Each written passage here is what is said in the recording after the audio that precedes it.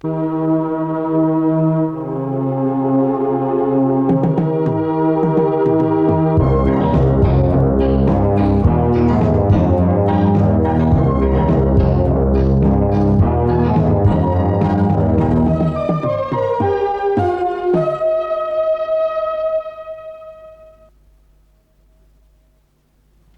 to this real-time audio disc introduction to RISC OS. These tape and disc materials have been designed to give you a clear insight into how your new Acorn computer works. But above all, we want to put you in the driving seat from the start. By the end, you'll have tried everything out for yourself, and you'll be well on the way to using your Acorn computer the way the experts use it.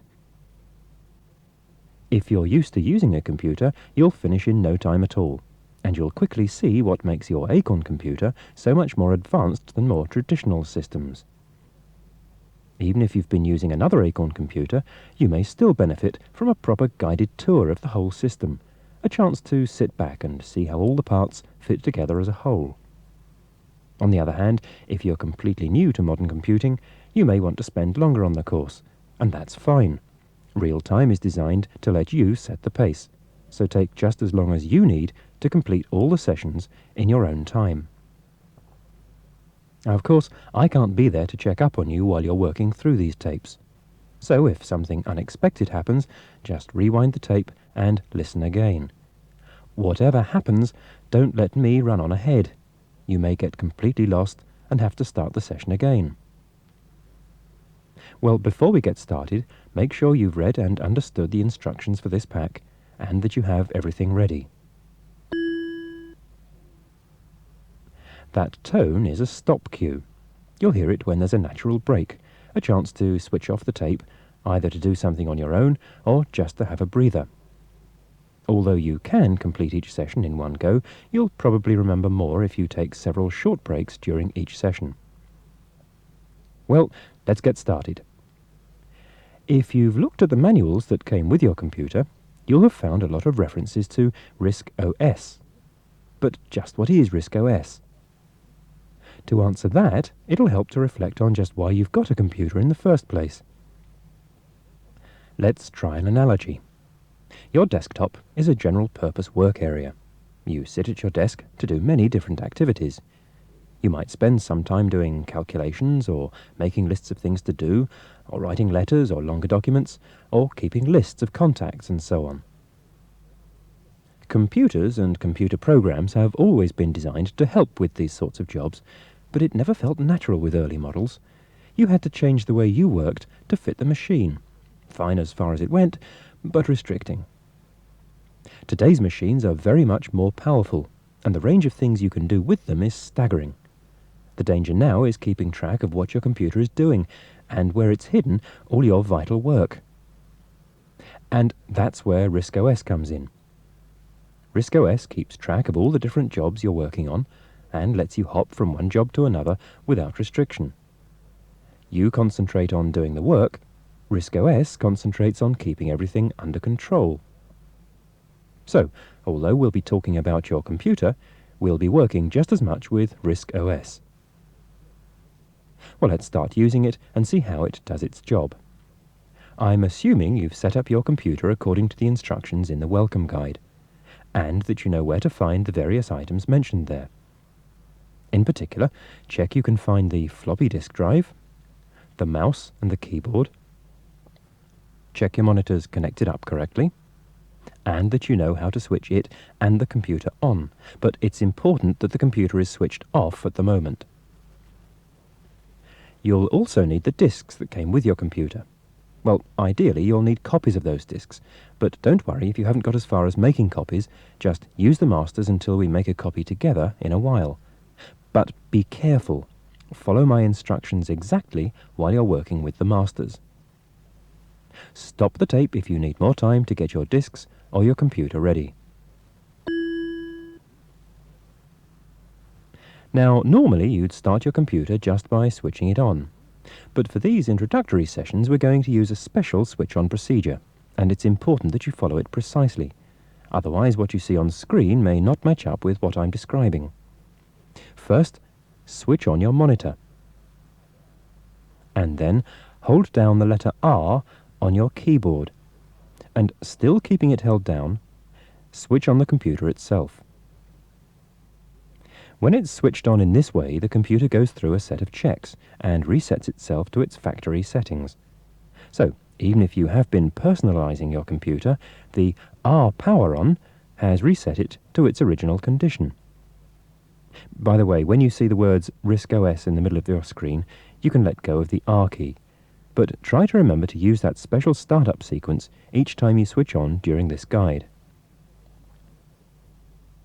I said just now that RISC OS lets you use your computer as naturally as you would your own desktop. And the desktop analogy will be very helpful in understanding the way RISC OS works. The large work area on the screen starts off blank, but on the shelf at the bottom, the icon bar, as it's called, you can see a number of small pictures or icons showing what you can do at the moment. Well, now obviously the analogy with your desktop isn't perfect. For example, you can't reach out and physically push things around the desktop screen with your finger. Instead, you'll be using that pointer in the middle of the screen. You push the mouse around on your desk, the mouse makes the pointer move to where you want it, and you use the buttons on the mouse to select an action, use a menu, or make adjustments. Try it now. Hold the mouse so that its cable is pointing away from you, and move the mouse around in a slow circle. As you roll the mouse across the desk, the pointer moves in the same direction on the screen. You'll be using the mouse a lot as you work with your computer, so it's important to get the feel of it straight away. 2 tips to help you. Make sure the surface you're using isn't too slippery. It's important for the mouse to keep a good contact with the desk, rather than slip over it. Secondly, don't worry if you've only got a small area of desk free. If you run out of desk before the pointer reaches the edge of the screen, just pick up the mouse, move it back, and then keep rolling it. Oh, and one other thing. We'll see later what the buttons on the top of the mouse do, so try not to touch any of them just yet. Look at the icon bar at the bottom of the screen. In the group of icons on the left is one that looks like a little folder, such as you might keep paper files in. Well, in fact, that's just what the Apps icon represents, the part of your computer where the most common computer applications are stored. So let's use the mouse to open that folder and find out what sort of files it contains. Move your pointer down onto the Apps icon. Now for those mouse buttons. With the tip of the pointer on the icon, press on the leftmost button once and let go. When you hear the button click, a box opens up in the work area. The box acts as a kind of window into the Apps area, and the window is showing you the files Apps contains. Well, we'll look in detail at those files later, but let's concentrate on the window itself first. Around the edge of the window, you'll see a number of tiny icons set into the border. You click on those icons with your mouse pointer to change the way the window displays its detail. Try this. Move your pointer onto the icon in the top right-hand corner. It shows 2 rectangles, a small white one above a larger black one. Use the left-hand button again to click on that icon, and the window changes shape. Notice too that the icon has changed, reversing the positions of the black and white rectangles. That icon is used to change the window's size, and it works like a toggle switch. Clicking on it once expands the window to full size. Clicking on it again changes it back. Try it. Click on the icon once again, and the window is restored to its previous size and shape. Now move on to the icon at the bottom right corner of the window. It shows a large rectangle with a smaller rectangle cut into it. Well, this icon can change the window's size too, but it uses a slightly different mouse technique. This time, instead of just clicking and letting go of the mouse button, press down on the left-hand button and keep it held down. Now, still holding down that button, move the mouse over the screen. As you do so, the mouse pointer drags the bottom right corner of the window around, changing its size and shape as you go. Let's make the window about a quarter of its original size. Drag the corner up and across to the left until the window shows just two file icons, one on top of the other. And let go. Well, now the window is only showing some of the app's files, and you can tell that by looking at the vertical bar running down the window's right-hand border.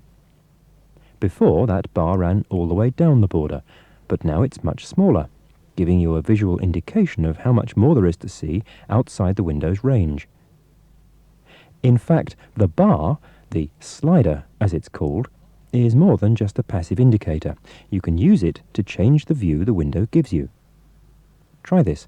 Move the pointer onto the slider, and now press and hold once again. This time, drag the slider down to the bottom of the border. As you do, the rest of the icons scroll by, until you're left looking at the files at the end of the list. OK, let go. And by the way, instead of dragging the slider, you can move it one step at a time by clicking on those up and down arrows at the top and bottom of the scroll area. Switch the tape off and try that for yourself.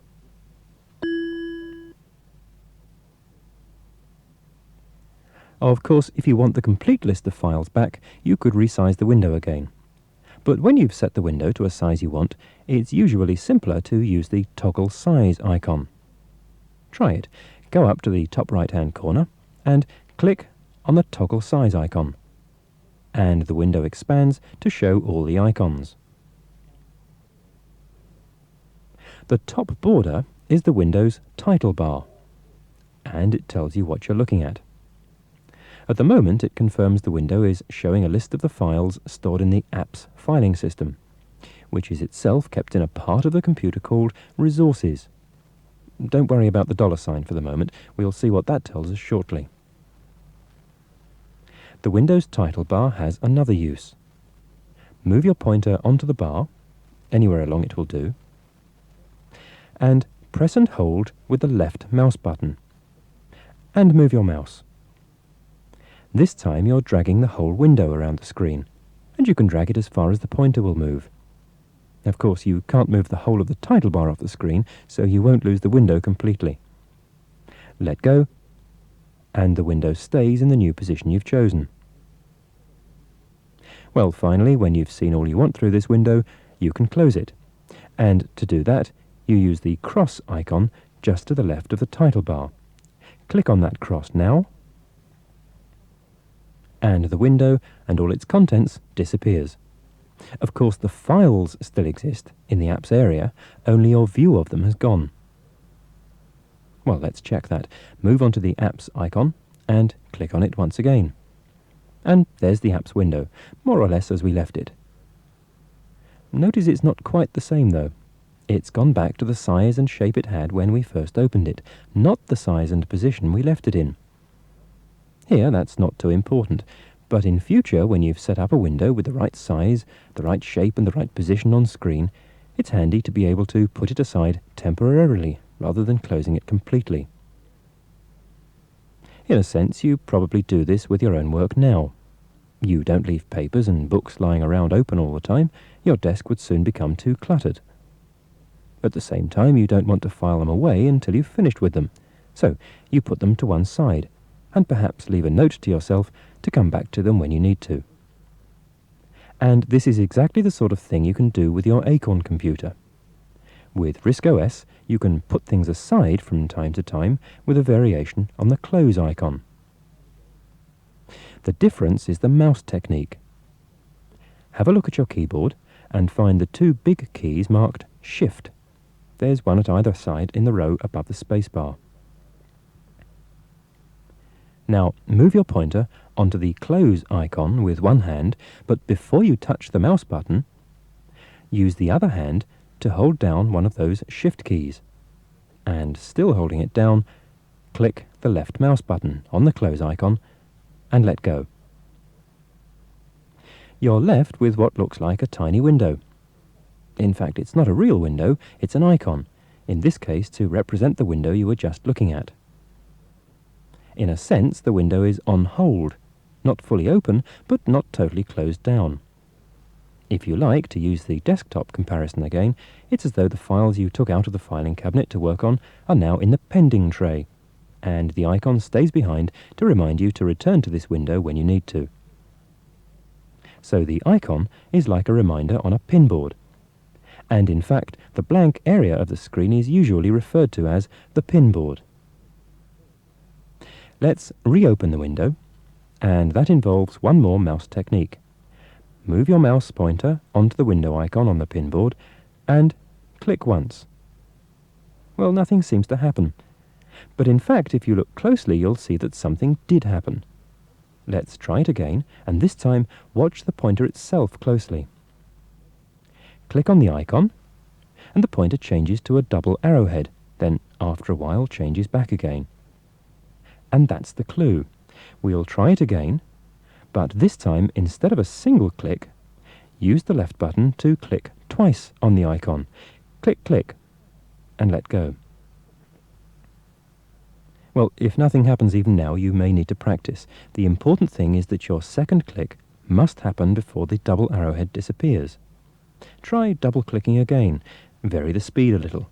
If you still have nothing, stop the tape and experiment.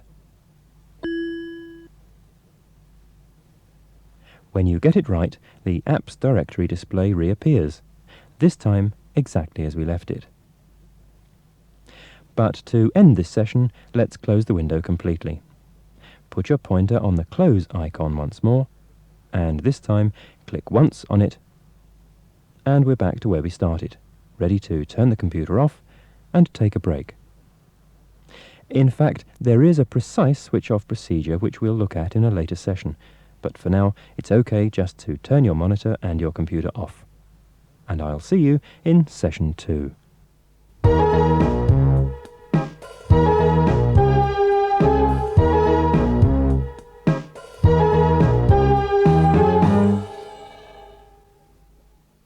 Well, what have we covered so far? You've seen how to open a desktop window and close it, and you've used the various tools to resize it, change its shape, and move it to another part of the screen.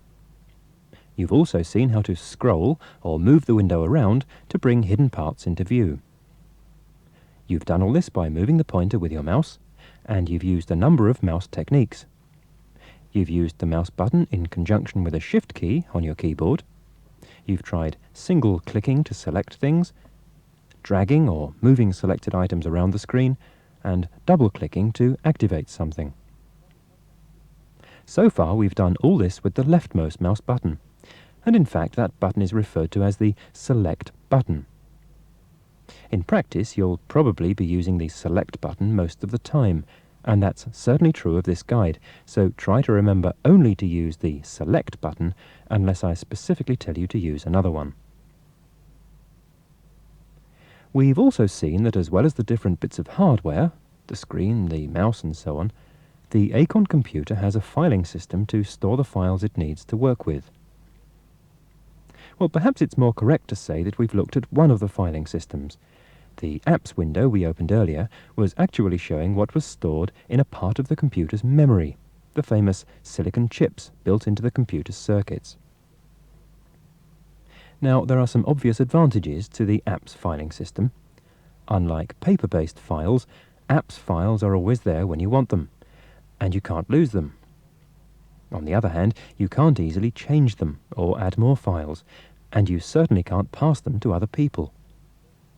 So luckily it's not the only filing system your computer uses. The other major system is the disk filing system, and we'll move on to look at that next. You'll need to have the computer switched on, and you'll need 2 disks to hand, the application disk and the support disk.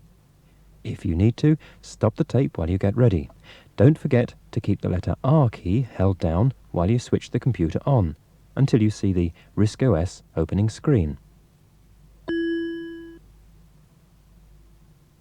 Look down at the icon bar, and find the icon that looks like the disk drive on your computer, the slot where the disks fit into the computer itself. Underneath the icon is the computer's name for that disk drive, :0. If you have a second floppy disk drive, or a hard disk fitted, you'll also see icons for them, as well as the computer's names for them, normally :1 for a second floppy drive, and IDE disk 4 for a hard disk. Pick up the disk marked Application. I want you to insert that disk into the :0 drive. Hold the disk by the label, with the label uppermost, and slide it gently into the drive. You'll feel a click when it's fitted properly.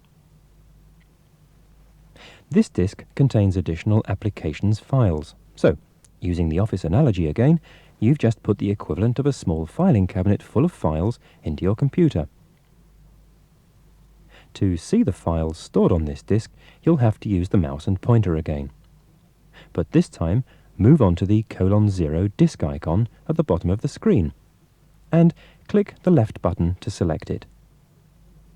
As you do, RISC OS has a look at the disk, then opens up a window to display the applications it contains.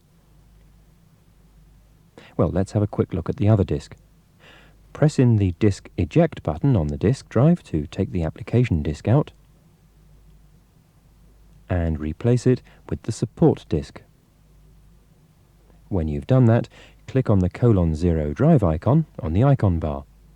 And this time, notice how the pointer changes to an hourglass symbol as RISC OS reads the disk data. With a full disk like this, that takes a few seconds, and the hourglass is a way of saying, please wait a moment. Now, each window you open partly covers up the previous one, and if you wanted to compare the contents of different disks, you might want to move and resize the windows to separate them. Even without doing that, you can see quite easily that the contents of these disks are quite different, and that there are several different types of icon shapes. Well, we'll find out more about icon shapes as we go, but let's focus on just one of the disks. First of all, move up and click on the Close icon for the first window you opened, leaving just the display of the Support disk visible.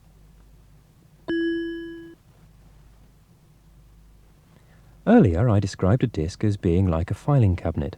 That's not a bad analogy.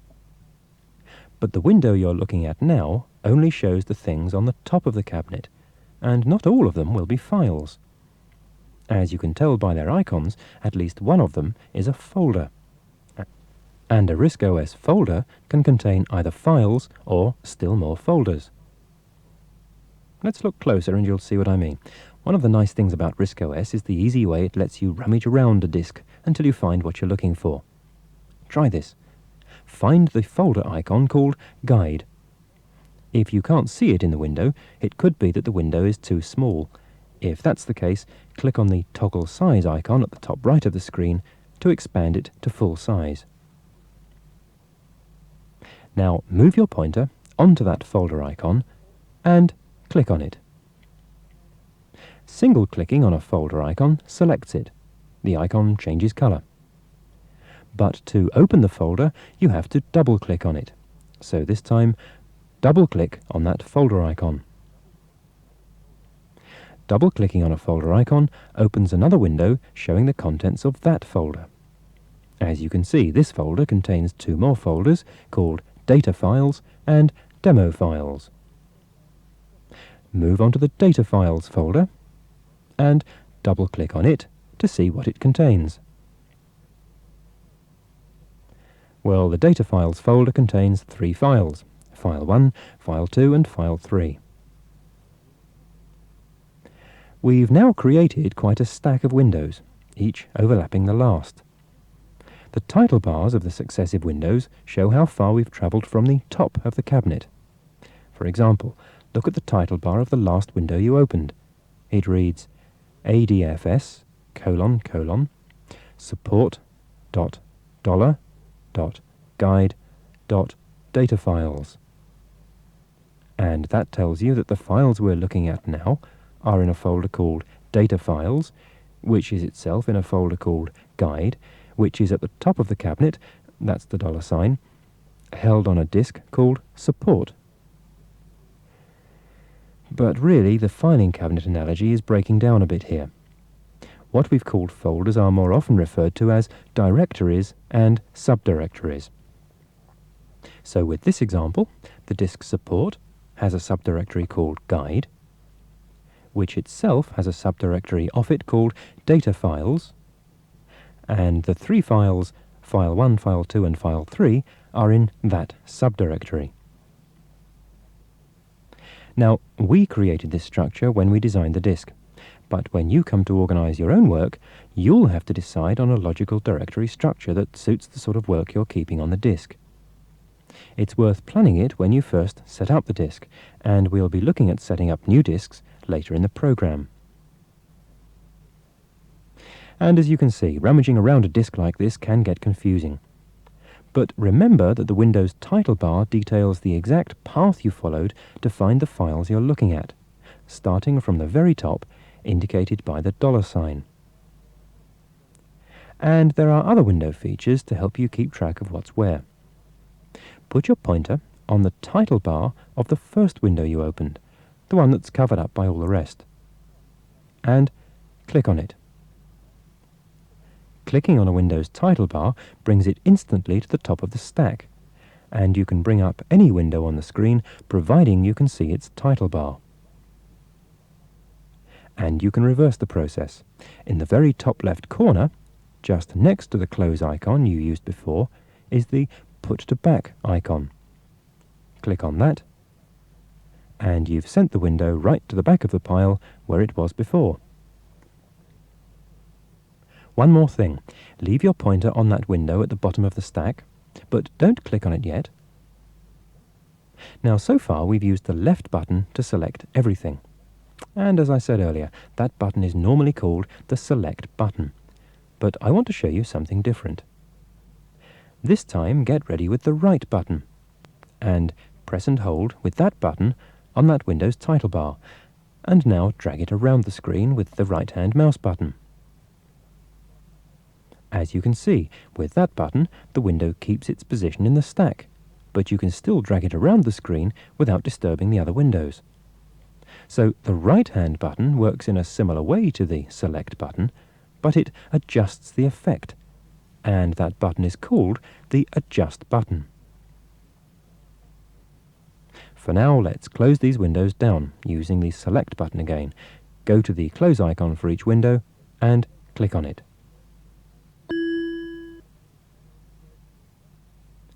Well, it doesn't have to look as confusing as that. Remember, you can resize each of those windows or move them around the screen so that they're not overlapping, or bring them to the front and send them to the back as much as you need. We'll be opening a number of windows during this guide, and I'll leave you to make sure everything's kept neat and tidy. On the other hand, you don't have to have windows showing if you don't need them. Try this. Open up a directory display of the support disk again. Remember, move your pointer onto the :0 disk icon and click on it. Let's look a bit more at the Adjust button. Move your pointer onto the folder or directory icon Guide, but don't click on it yet. We've seen that clicking with Select on that icon would open up a new window, but instead get ready with the right-hand Adjust button again and double-click on the Guide folder icon. This time, as the new window opens, the old window closes. Move on to the Data Files directory icon, and using Adjust again, double-click to open a window for that directory. As you do, the previous one closes. But notice that even though the previous windows have closed, you can still see the path you've followed in the title bar, so you won't get lost. Adjust works the other way too. Move your pointer onto the close icon. If you clicked on that icon with Select, you'd close the window and end up with a blank pinboard. Instead, click on it with Adjust. And this time, as the Data Files window closes, Adjust has simultaneously opened up a window for its parent directory, the Guide directory. Now, click with Adjust again to close this window. And you're back to where you started. And incidentally, because this is the start point for all the directories on a disk, you'll often hear it referred to as the root, that's ROOT, directory. So now you've seen that the select button usually starts an action, and adjust has the same sort of effect, but with variations. What about the third button, the middle one? Move into the middle of the directory display, and click with the middle button. You get a box headed Filer, containing a list of options which are available to you at this point. It's a sort of menu, and the middle button is called the Menu button. And it may help to remember M for menu and middle. Pull the mouse pointer down over the options. As you do, the available options light up. Notice, though, that not all are available at this point. For example, you can't open the parent directory because you're already at the root directory. Let's see another sort of menu. Move down onto the disk icon for :0 on the icon bar, and click with the middle Menu button on that. The first menu disappears, and a completely different menu opens, giving you a set of disk actions. So, the effect of the Menu button depends on the position of your pointer on the screen when you click the button. Let's try it once more. Move your pointer onto the pinboard, any blank or dead area of the screen will do, and click with Menu once more. This time you get the pinboard menu. And if you ever open up a menu by mistake, you can clear it by clicking on a blank part of the pinboard with Select. Try that. Move onto a blank space, and click with Select, and the menu disappears. And by the way, that trick works to undo most mouse actions. Try it as you go along. But it's time for another break. Click on the Close icon for the Support Disk Directory window to clear the work area. Then press in the Disk Eject button on the disk drive, take the disk out, and switch off your computer and monitor. And before we finish, we've talked a lot about directories in this session. Directories are vital to the way RISC OS works, but they can be confusing at first. So if you're still not sure how directories and subdirectories fit together, you might like to have a look in your welcome guide before you start the next session. There are some illustrations there which may help. But don't worry if it still doesn't make sense. We'll be doing a lot more work with directories during the rest of this guide. Well now, wind this tape on to the end, and we'll take another break.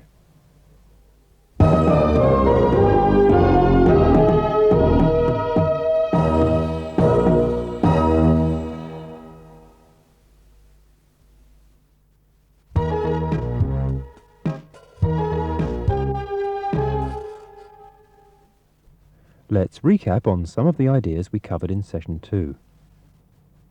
We talked a lot about files and applications, and folders or directories, and it's worth summarizing the differences between them.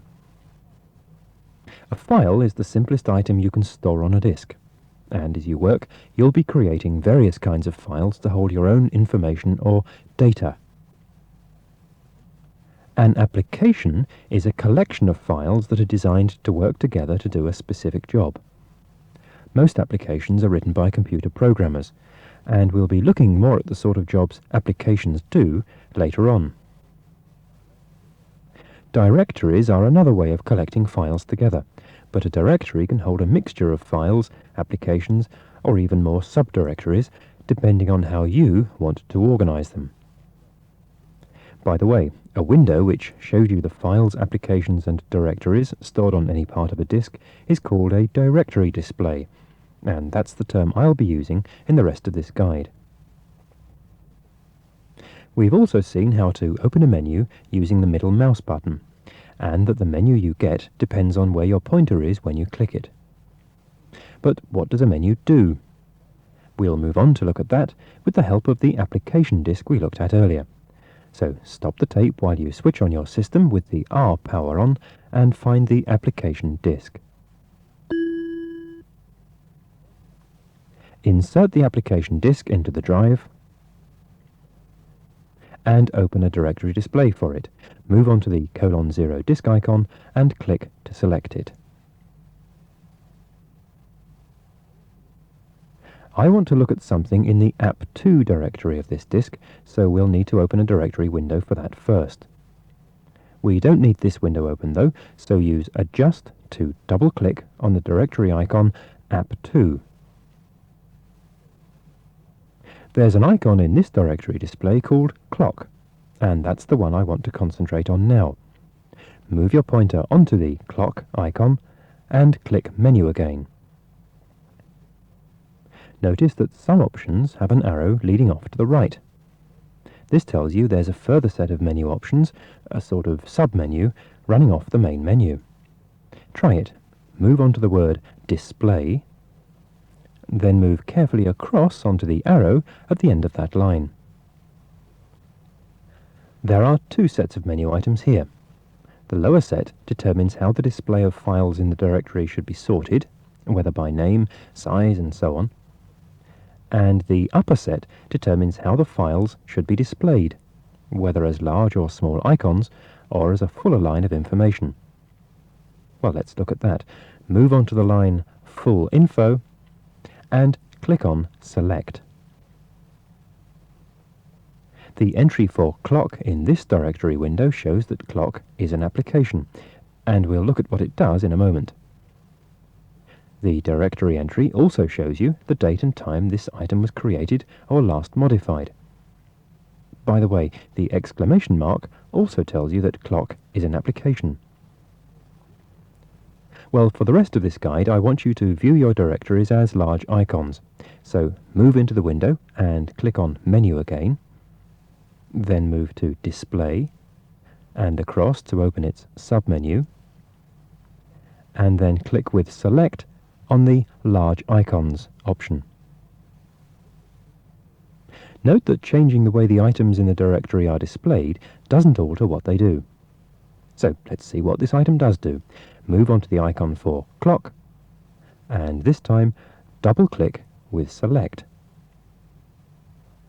A new window opens up containing just one thing, a clock face, with the second hand ticking away the time. By the way, don't worry if the clock is wrong, we'll see how to set it later. Most of the window icons work as you would expect, but not all of them. For example, the toggle size icon resizes the clock to fill the entire screen, and the slider on the scroll bar does nothing. The clock program has been set up so that the clock always fills the window, whatever its size. Now move your pointer onto the clock face itself, and this time click Menu. And nothing happens. Again, clock is a very simple application designed just to display the time like this, and there are no other options available to you with it. OK, use Select to click on the Close icon and close the clock window down for now. And finally, clear the work area by clicking on the Directory Display's Close icon. Well, as a general rule, it's not good practice to run a program from the master copy of a disk. Instead, you would normally only ever work on copies of your master files. So with most master disks, you'd start by making a working copy, and we'll move on to do that next. For that, you'll need to have a new disk ready, or an old one with nothing worth keeping on it. So if you need to, stop the tape while you get ready. Before we start copying, I want to show you how you can make your disks a bit more secure. Take the application disk out of the drive.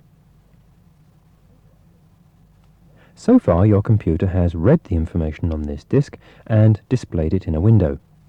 But you haven't asked it to write anything onto the disk or to change the disk in any way. If you look at the back of the disk casing, you'll see a tiny plastic tab in one corner, which you can slide up or down across a small square hole. Try it. Slide it backwards and forwards a couple of times. With that hole open, the computer can still read the contents of the disk, but it won't be able to change it. In other words, it won't be able to write on it. Any disk with that hole open is said to be write protected, and anything stored on the disk is secure. Write protecting a disk also means that nothing can be deleted from the disk, so it's a good idea to check that all your master disks are write protected, including the application disk and any others that came with your computer. Switch the tape off while you uncover that hole on this disk and all your master disks to leave them write protected.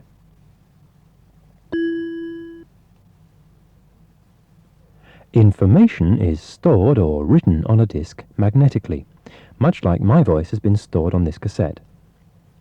The disk itself is just a circular sheet of flexible recording material inside a plastic case. That's why it's called floppy, by the way. The computer stores the information along a precise pattern of tracks recorded magnetically on the disk, and it can't use a new disk until it has been prepared with the right pattern or format of tracks. So far in this course you've been using pre-prepared disks, which have been formatted at the factory. But you'll have to format any new disks you buy before you can use them, so let's look at how to do that next. Move your pointer onto the disk drive icon and click the middle menu button again. We'll look at these other options, name disk, dismount, backup and so on, later. But for now, move on to Format.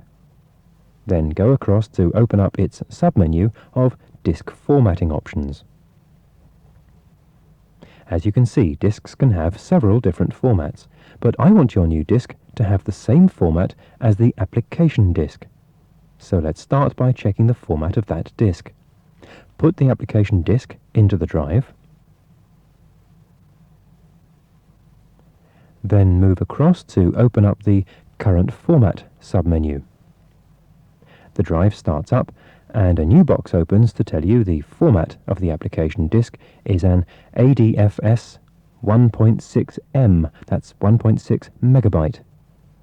And that's the format option we'll use for our new disk.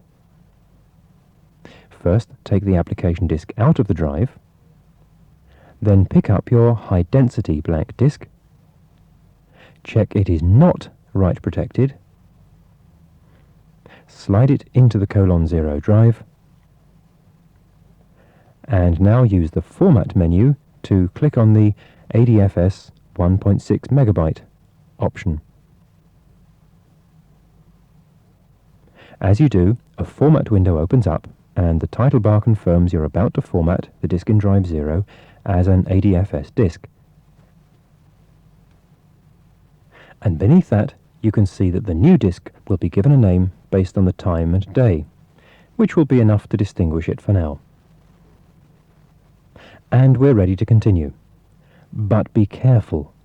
Formatting a disk destroys any data it might contain. That's fine for a brand new disk, so if you're sure there's nothing on this disk you want to keep, move into the box and click on the word Format to start the formatting process. You'll hear the drive working as each track is formatted onto the disk, and the formatting window gives you an indication of how the job is progressing. Formatting will take a minute or two, so stop the tape until this disk is formatted.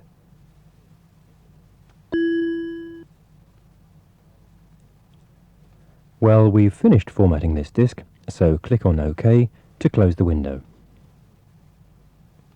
Did you notice how there seem to be two steps to the formatting process? The reason is that when it has formatted the disk, RISC OS checks or verifies the disk to be sure the formatting process worked correctly. Now, all that means that the formatting process takes some time, but you can still use your computer for other things while it happens. Let's try it. We'll repeat the format for this disk, but this time we'll leave the computer to get on with it while we do some other work. Use Menu to click on the disk drive icon for this disk, then open up the Format submenu and click on the same ADFS 1.6 megabyte format option once more. Now click on Format to start the process, and while RISC OS gets on with the job, let's put the window away onto the pinboard. Move up to the Close icon, then hold down Shift and click on the Close icon with Select. The window shrinks down to its icon, but you can tell from the drive itself that the formatting process is still working. And while it's working, you can continue with your normal work. For example, click once more on the Apps icon. If you can hear the drive clearly, you may notice a slight pause while RISC OS displays the directory display, but it carries on formatting again almost immediately. Well, we've seen how to run the clock application from the disk. Let's run one of the apps applications. Move on to the icon for the Calc application, and this time use Adjust to double-click on it.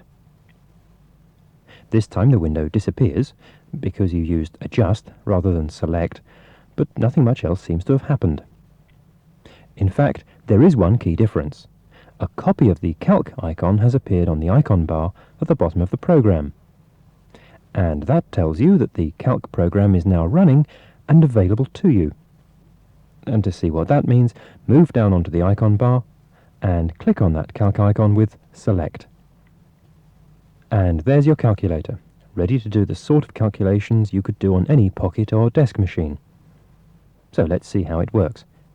Now, you can use the mouse to click on the calculator buttons on the screen, just as you would with the real thing. But as an alternative, you can use the special number pad at the right-hand end of the keyboard. Let's try that.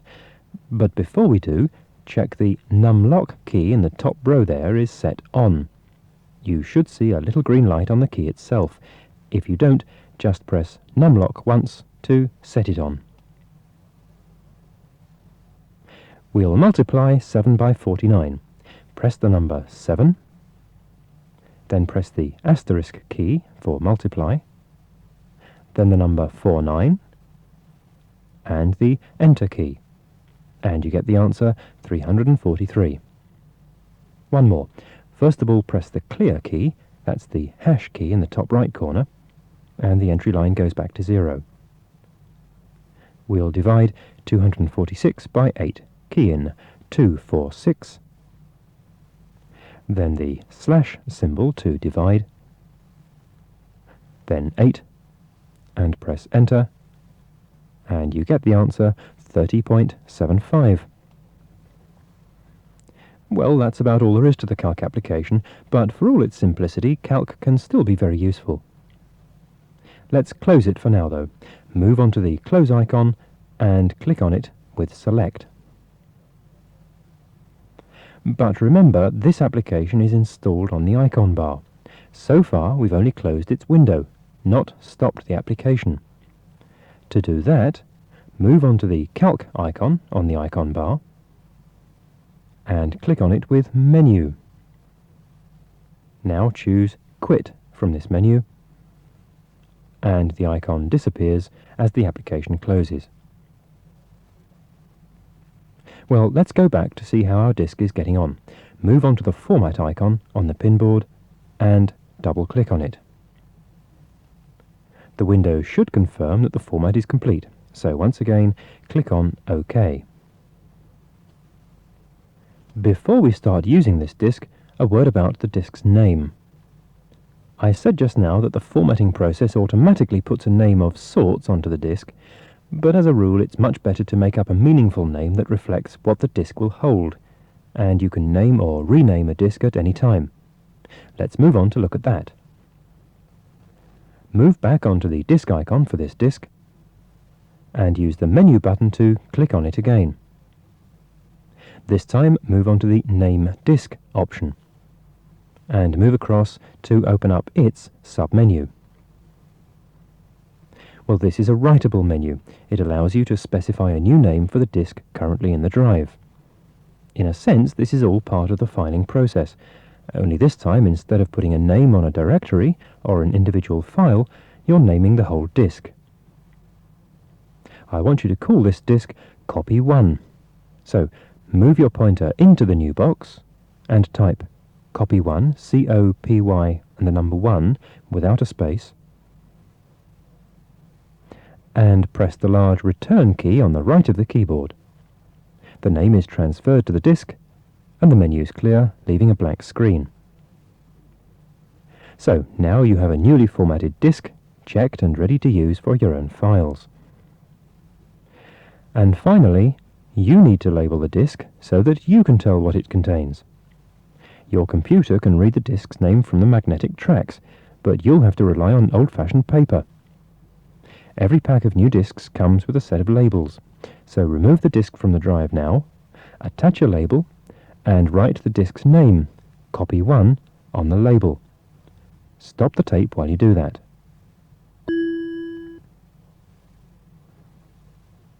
Once again, let me sound a note of caution here. The formatting process destroys any files on the disk being formatted, which means if you make a mistake, you might format and destroy the wrong disk. Well, that's why I got you to write protect your master disks, and you should always write protect any disks which contain valuable information. And unless you're very certain about what you're doing, never try to format your hard disk if you have one fitted. When you've formatted and labelled a new disk, you're ready to start putting things on it, and that's just what we'll be doing in the next session. But before that, I'd like you to do a bit of planning. You've seen how the application and support disks have been organised to carry the various applications, files and subdirectories. But when you start creating your own data disks, you'll have to plan what subdirectories you'll need on it. So, before you start the next session, take a few minutes to think about how you would plan a data disk of your own. But that's all from me, so bye for now.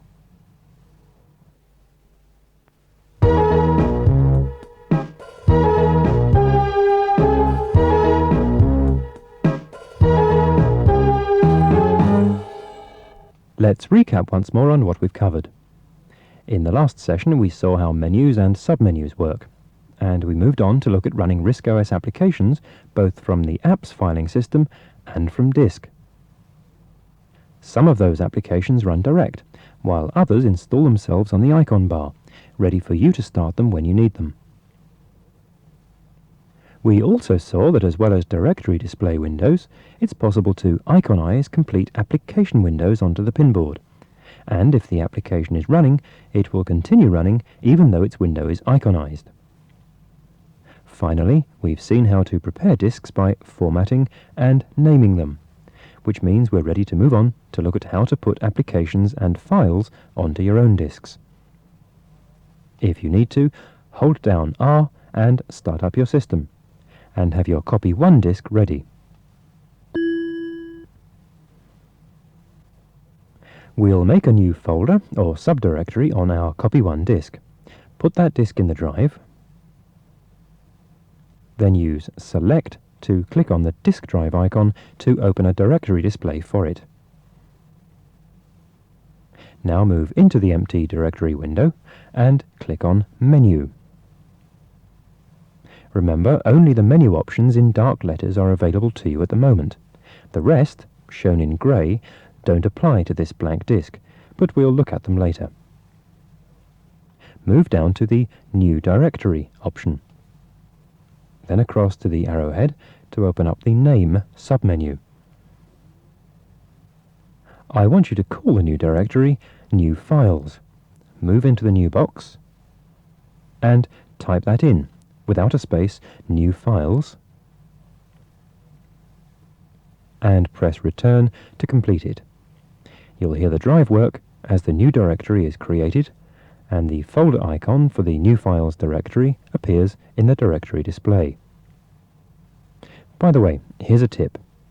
You can't have spaces in a file or directory name, but you can mix upper and lowercase letters. So, although we've typed in New Files as one word, you could, for example, use a capital N and a capital F. It makes no difference to RISC OS, but it can help you make sense of your directory organization. Now, so far, the only thing on this disk is a new empty directory called New Files. In a moment, we'll start putting things in it, but first, I want to use it to show you more features of the Filer menu. Move your pointer onto the folder icon, and click Menu to get the Filer menu. The words dir New Files on the second line confirm you've selected a directory, and there's a submenu of options for that selection. Go to the arrow at the end of the line to open up that submenu. The first of these is copy, and you'd use that if you wanted another copy of new files in the same directory, though of course you'd have to give the copy a different name. The next two options let you rename or delete the selected item, while access gives you a way of write protecting just that item, rather than the whole disk. Count is there to give you information about the size of the items in this collection. Info tells you more about things like the access settings of this item. And finally, with this menu, you can find a file you may have mislaid on your disk, set a file's type, and we'll see what that means later, or stamp the item with the current date and time. Move back into the main menu again. Now move down to Options near the bottom of the list, then across to open up its submenu. Later in this session we'll be copying and deleting files, which is both easy and dangerous. These settings are provided as sort of safety nets, and the tick shows whether the option is on or off. When Confirm is ticked, the computer will ask you to confirm before it carries out any drastic action, while if Verbose is set, you'll get a summary of what's happened after the event.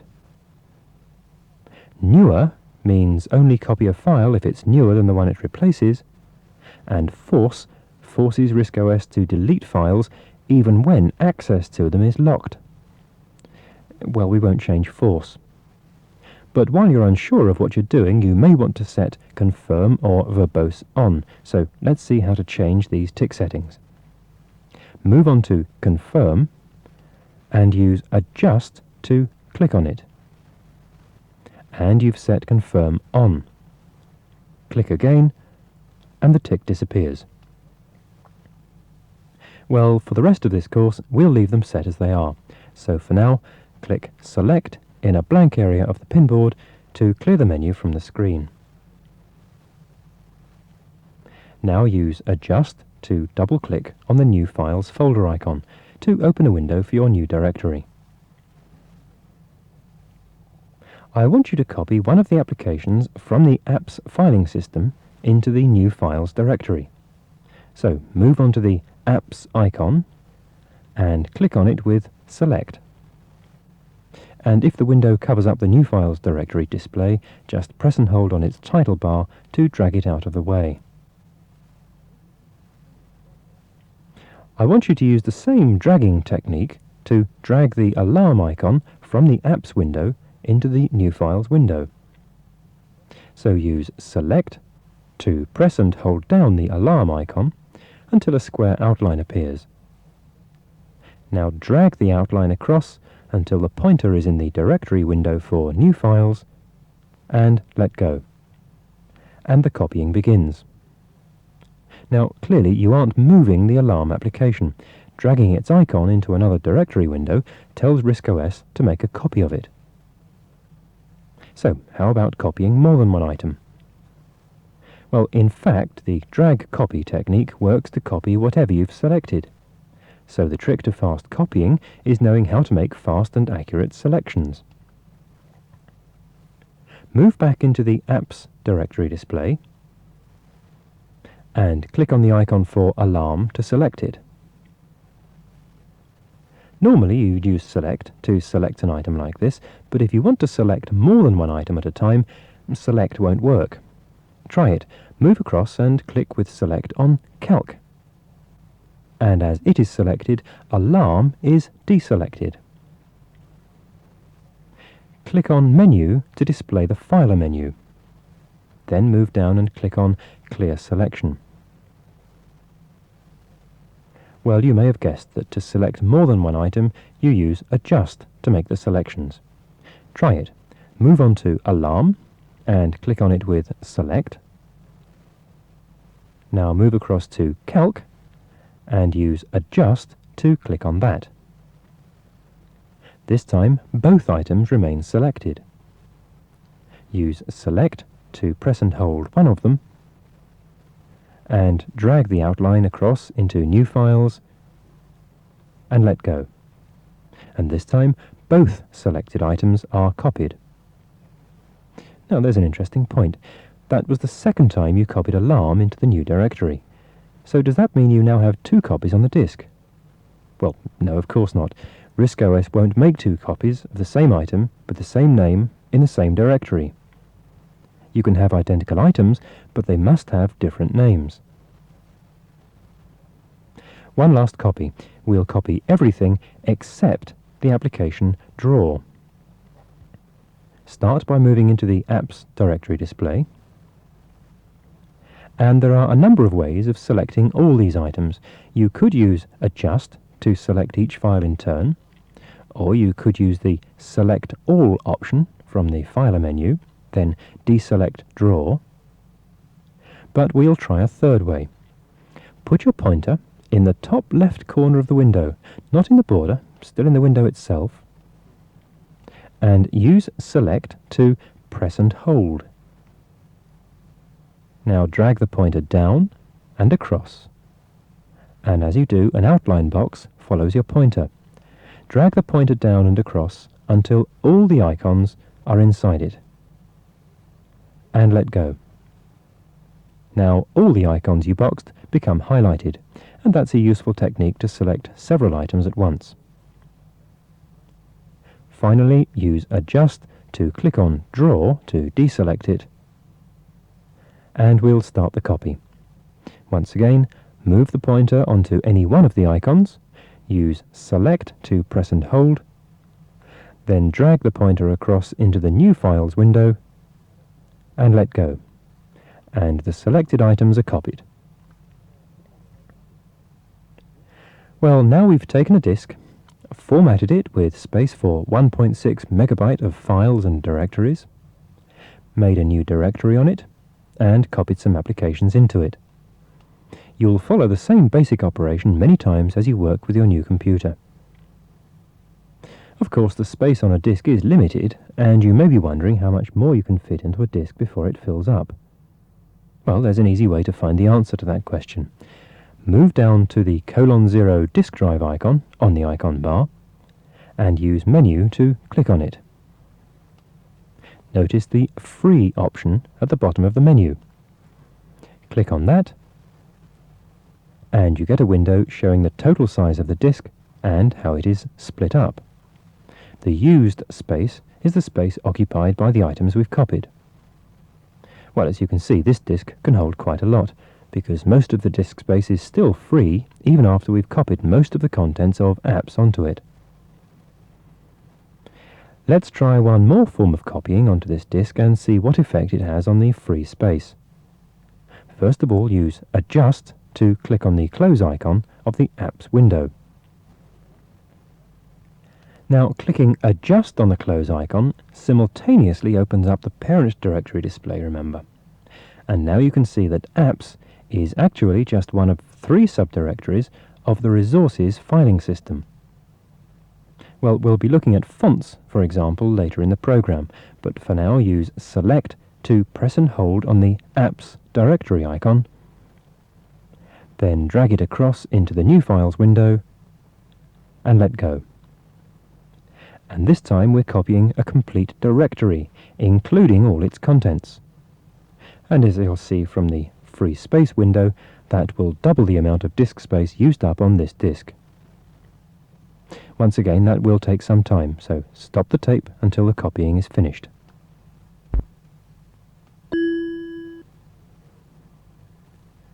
Well, we've finished with the Resources filing system for now, so click on the Windows Close icon to close it. I want to look at how to delete items from a disk, so move back into the New Files directory display and use Adjust to click on Alarm and Calc. Then click on Menu to display the Filer menu. Now the second line reads Selection, and the arrowhead there at the end of the line shows you there's a further submenu of options for the selected files. Move onto the arrow to open up that submenu. Notice you can't copy or rename a selection of items, but you can delete more than one item at a time. Let's do that now. Move down and use Select to click on Delete. and you're deleting both selected items. And remember, because verbose is set on, you get a window telling you exactly what's being deleted. Well, we can close that free space window now, move down and click on its close icon with select. And we'll go back to the root directory for this disk. Remember, for that use adjust to click on the Windows close icon. Now move on to the New Files directory icon and click on it with Menu. This time the second line shows you've selected the directory New Files. Move across to open the submenu for that option, move on to the Delete option, and click on that. Now, deleting a directory deletes all the files in the directory as well as the directory itself. What's more, we know that New Files itself contains the subdirectory Apps, so it is now being deleted too, along with everything it contains. So you need to be careful when operating on selected directories. Make sure the item you're deleting doesn't itself contain something you want to keep. And that's a good reason for having confirm set when you're working on your own too. Which brings us back to the subject of safeguarding your work. Remember, one small and fragile disk is your computer's equivalent of a filing cabinet full of work. Making a copy of a file or a directory onto another disk only takes a few seconds, but it could save you literally hours if you accidentally delete your working copy of something vital. So far, we've been copying applications and directories from the inbuilt resources filing system. But more often you'll be copying files from disk to disk, and the principles are exactly the same. Leave the Copy1 directory display on screen, but remove the disk from the drive and replace it with the support disk.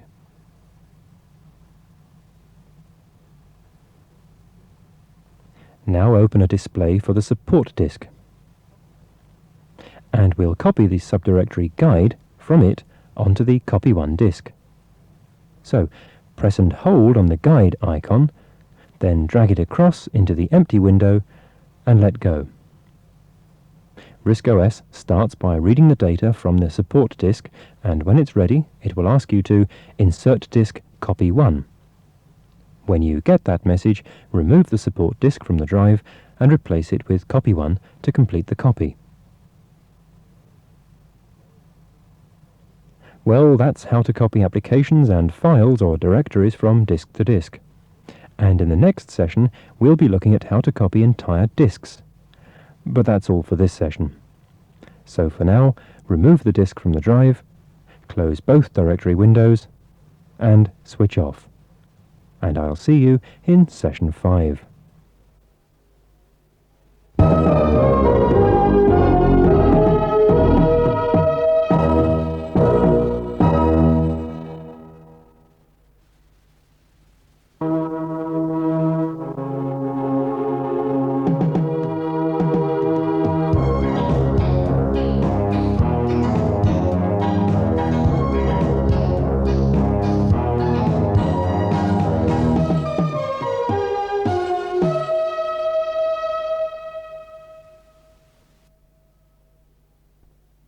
Welcome to Session 5 of this guide to your Acorn computer system.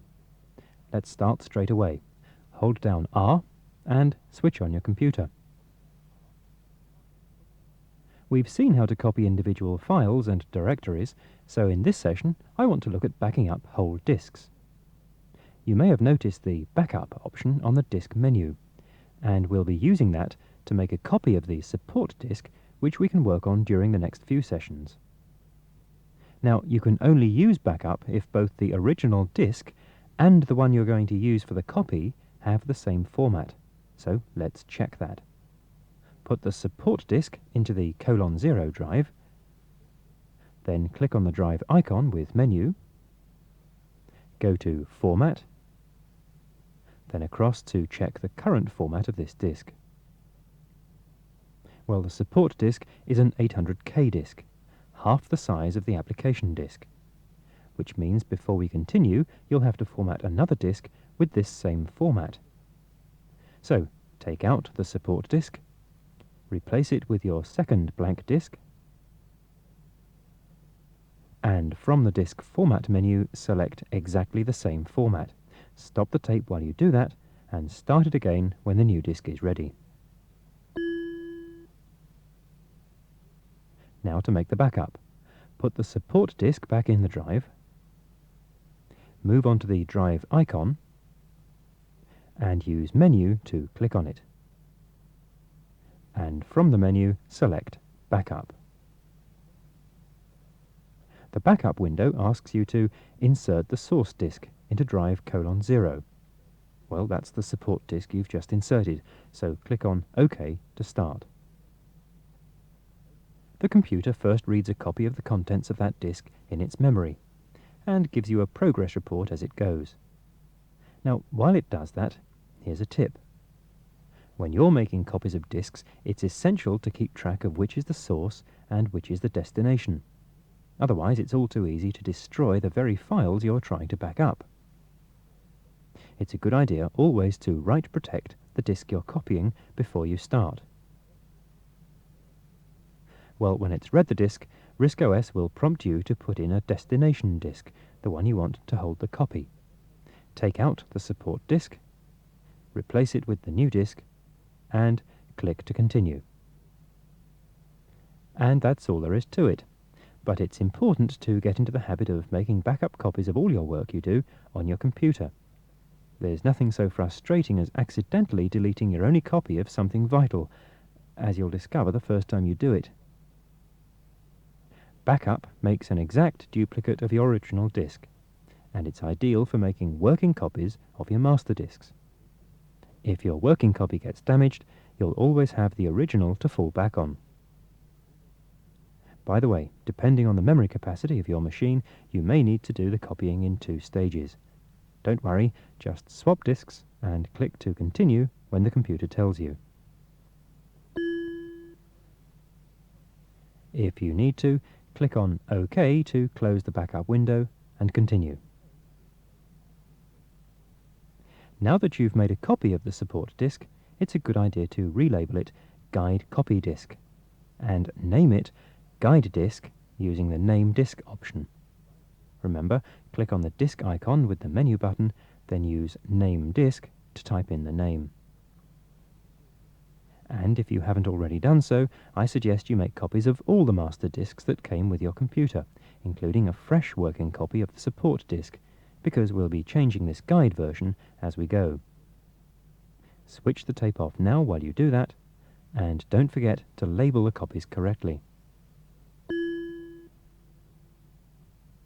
For the rest of this course, you should use the working copy of your disks, and keep the originals somewhere safe. In fact, it's a good idea to keep all your master disks away from the copies, and don't be tempted to use them again unless your working copy gets damaged. You can always make another working copy from the original later if you need to. If you have a hard disk, you'll need a separate backup strategy for that.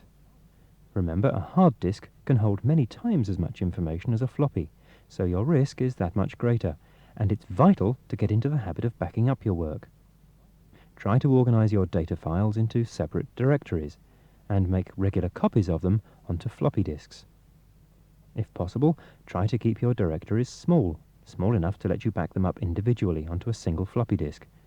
Or as an alternative, you may prefer to get a special backup program which can store the contents of your hard disk as a sequence of floppy disk-sized chunks.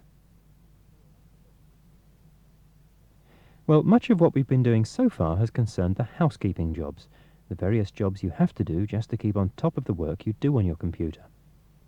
But there's more to computing than housekeeping, so the rest of this course concentrates much more on running applications and looking particularly at what makes RISC OS programs special. The clock and calc applications we ran earlier are very simple, so let's try something a bit more complex. Click Select on the Apps icon to open up a directory display for it. One of the major applications is Alarm. Move onto the icon for Alarm and use Select to double-click on it to run that application. As with Calc earlier, Alarm first installs itself as a clock icon on the icon bar at the bottom of the screen. If you look closely, you'll see this clock is actually running and showing the time set on your computer's internal clock. In fact, the time setting is one of the things you can change with the alarm application. Move down to the icon bar and use Menu to click on the alarm icon. And from the menu, choose Set Clock. As you do, a dialog box opens up, a window which shows you the current settings and gives you a chance to change them. Here you can see the current setting of the hour and minutes, the day, the month and the year.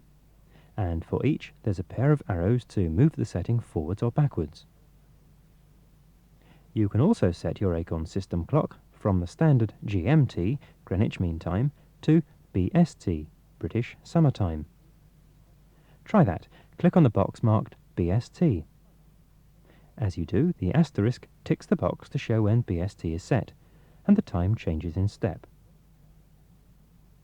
Well, we won't change the time here because the special R power on we're using at the beginning of each session resets the clock to the standard settings anyway. But this is something you might like to come back to when you finish this guide. So, instead of clicking on Set, just close the window and we'll move on. Well, that's how to set the clock. But what about setting the alarm? Move down onto the icon bar again, and this time click on the clock icon with Select. And another dialog box opens up, this time inviting you to key in some settings for the alarm clock. And I want you to do just that. As you can see, you can arrange for a 3-line message to display at the set time, or to have the alarm repeat at whatever intervals you specify, or even to have another application start at the set time. Well, let's keep it simple. Move to the pair of arrows just to the right of the time display at the top of the window, and click on the rightmost of the pair 3 times. This advances the alarm setting by 3 minutes. Now move your pointer into the box marked Save and click on that, and you've set the alarm to go off sometime in the next 3 minutes. Let's run another application. Move on to the icon for Configure, and this time use Adjust to double-click on it. The directory display disappears because you used Adjust rather than Select, and the Configure icon is installed on the icon bar. But notice the alarm icon is still ticking away on the icon bar, so the alarm program is still running, and it will keep running until you remove it from the computer's memory.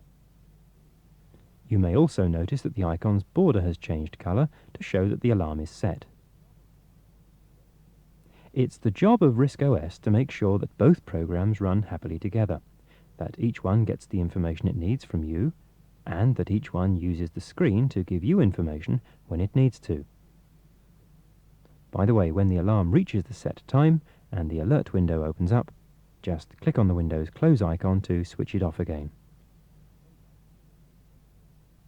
Now, everything we've done so far has assumed that your Acorn computer is configured to work just the way it left the factory, and that's obviously important while you're following this guide to learn the basics. But as you get used to working on your own, you'll develop your own personal ways of doing things, and you'll be pleased to know that you can reconfigure the way your computer works to match. Configure is the application that lets you do that, so let's run it now. Find the Configure icon on the icon bar, and click on it. You can use Configure to personalize various parts of the computer's hardware, things like the printer, the mouse, keyboard and so on, as well as the way things operate, such as the alarm sound and how Windows work. Now, a number of these Configure options let you make quite complex modifications, or make a wide variety of changes, and we won't be going into all of them now. But you can get an idea of the principles from just a couple of examples. So let's have a look at just a few of the things you can change with Configure. Move your pointer onto the Configure icon for Mouse, and click on it with Select. As with most Configure options, you get another dialog box, in this case giving you options for how you want your mouse to work. For example, look at the row of buttons marked Mouse Speed. Click in one of the empty buttons and move your mouse around. and immediately you've changed your mouse's response speed. Try a few alternative settings to find the mouse speed that's right for you. By the way, if you've ever had problems with the double click, you may be pleased to see you can change that too. The double click delay setting varies how long a gap you're allowed between the two clicks, and that's just the sort of thing you might want to come back and look at later. OK, when you're ready, click on the close icon, and we'll try something else. Let's look at the screen settings. Move on to the icon for Screen, and click on it. Most of the time you're not likely to change the monitor type setting here, unless you change your monitor, of course. But one setting you might like to change is the blank delay. This lets you specify whether you want the screen to blank if you're not doing anything. So let's try it to see how it works. Click once on the right arrow next to the blank delay box until the setting reads 30 seconds, and let go of the mouse. Letting the screen blank itself is a good idea, especially where you tend to leave the same application running for long periods of time. Over a long enough period, the application's image can tend to become burned into the screen, so that you can still see it even when the monitor is turned off. Well, obviously that reduces the life of your monitor, so setting the screen up to blank if nothing happens for, say, 30 seconds is a useful way of protecting it. And it doesn't cause a problem because the picture will return immediately you press a key or move the mouse. Try that. Wait until the screen goes blank, then just press one of the Shift keys or move the mouse a fraction to restore it.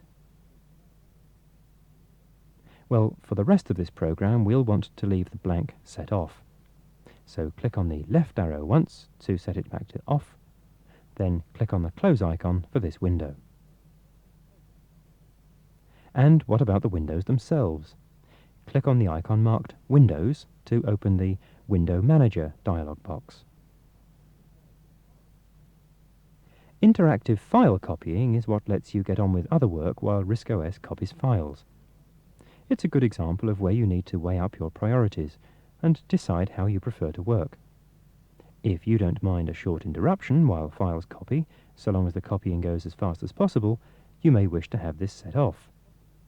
Alternatively, if you don't care how long copying takes, so long as it doesn't interrupt your other work, then set it on. The instant dragging options are easier to understand if you try them out. Click on the box marked None. And now press and hold on the Window Manager's title bar and drag it around the screen. Notice that now you're only dragging around an outline of the window, not the window itself. Let go, and the window snaps across to the new position. Again, this is a matter of choice. Outline dragging is faster because RISC OS doesn't have to redraw the window all the time, so if speed is vital to you, it's a preference you may want to keep. One last change. In the area headed Allow Windows Off Screen, there are two settings. Click on each to set them both off. And move the window around the screen once more. This time notice that you're now restricted by the screen's edge. You can't move the window beyond it. OK, once more, when you're ready, click on the close icon for this window. Now there are two things to notice about the configuration options you're changing now. Most of them happen immediately, and all of them are relatively permanent. In other words, the changes you make don't stop when you switch the computer off, because they're stored in a part of the memory that's powered by the battery. And that's why we've asked you to start each session so far with the special RPowerOn. RPowerOn resets all the configure options to their factory settings. Now we'll be coming back to some of the other options later, things like printer, memory and fonts configuration, and others you're less likely to want to change, the disk or network configuration, for example. But there's just one more thing worth looking at before we close this application, and that's the chance to configure the applications themselves. Click on the Applications icon in this window. This dialog box lets you specify which of the inbuilt applications you want to start running each time you switch your computer on. Now, how many of them you set on here depends on your computer's memory. But Calc, say, is an example of an application that's small enough and useful enough to start up each time you switch on. Well, we won't do that. But you might like to come back and set this or other configure options on your system after you've finished this introductory guide. For now, though, go down to the configure icon on the icon bar and click on it with Menu. And from the menu, choose Quit. And that's all for this session. So when you're ready, check the disk drive is empty, switch off, and have a break.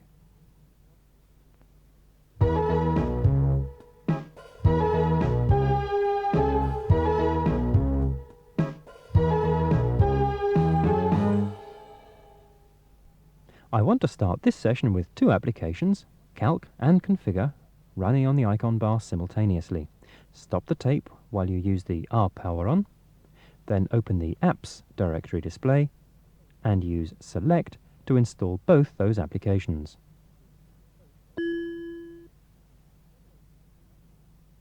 I said earlier that the number of applications you can have running together depends on the size of your computer's memory, so it may be helpful to see just what's going on. Check the Calc and Configure icons are successfully installed on the icon bar, and then close the Apps directory display. Put your pointer onto the icon at the right-hand end of the icon bar, the Acorn symbol. That's the Task Manager icon, and it gives you a way of seeing how your system is working. Click on that icon with Select, and you'll see what I mean. Well, what opens up looks a bit like part of the control panel of a power station, and in many ways that's what it is. Let's have a closer look at it. Move up to the Toggle Size icon, in the top right corner of the window, remember, and click on it. Well, that makes the window fill the screen, but I want you to be able to see the icon bar. One way to do that would be to use the Adjust Size icon in the bottom right corner to move the window higher up the screen, but I want to show you a shortcut. Hold down a Shift key, either one will do, and still holding it, press the Function key marked F12 in the very top row of the keyboard. Immediately the icon bar pops up over the window at the bottom of the screen, and that's a very useful tip. It means that however full your screen may become, you can always call up the icon bar with a single keystroke. And it works the other way too. Try it. Shift F12 once more, and the icon bar pops back. Again, and there it is. There are several combination keystrokes that do a job immediately, without you having to find a menu or select an action. Function keys can really speed up your work when you get used to using them, so it's worth checking with your applications to see if they use any such combinations. For now, though, make sure the icon bar is visible, and we'll get back to making sense of the task display. The display is divided into three sections: application tasks, module tasks, and system memory allocation. You can see in the application tasks area at the top of the screen that there are two applications running, Calculator and Configure, and how much memory each of them takes up. Now, we've met K before. It's used as a measurement of size, 1K, or 1 kilobyte, being equivalent to about 1,000 bytes. Now, if you don't already know what a byte is, don't worry. You really don't need to, any more than you need to know that a yard is the distance from the king's nose to his fingertips. But you do need to be able to gauge relative sizes, and you can see here that the Configure application is taking up very much more of the computer's memory than the Calculator program. You get a visual impression of that from the bars on the bar graph to the right of the application title. So, if the computer tells you it hasn't got enough memory for some reason, this would help you work out why. Underneath, the display tells you how much memory is set aside for the next application you run, and how much is still free after that. Let's close one of those programs to see how it affects this display. Move your pointer down onto the Calculator icon on the icon bar. Then click Menu on it, and there are only two options here. Move on to Quit. But before you click on it, keep an eye on the Application Tasks display at the top of the screen, and now click on the mouse button. Immediately the calculator memory is released, and the space available to Next and Free increases to take it up. OK, we've finished with the icon bar for now, so use Shift F12 to put it back.